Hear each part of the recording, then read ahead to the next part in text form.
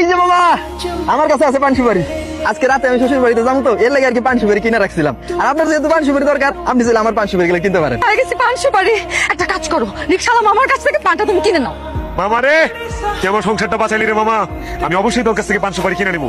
ক, এই পান আর সুপারির জন্য তোর কয় টাকা দিব? বেশি না, পান 1000, সুপারি 1000, মোট 2000। আপনার একদম কান পট্টি গরম করে দিব বেয়াদবের বাচ্চা।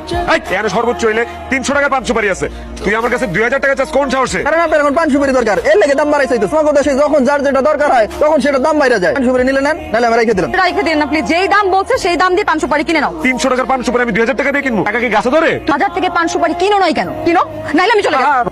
কিনতেছি। হারামির বাচ্চা রে, পান সুপারির নাম করে তুই আমার এইভাবে লুট করে নিলি, তোর উপর ঠাড়া পড়বো। তোর অভিশাপ দিতেছি। তোর 2000 টাকা, এইখানে 2000 টাকার পান সুপারি। খারাপ করতেছো কেন? আমার আব্বা আম্মার জন্য কিন্তু পান, তাদের কাছে বেড়ে যাবে তোমার মান। তারা মনে করবে তোমার অনেক কামাই। এখন চলো যাই শ্বশুর বাড়িতে নতুন জাম।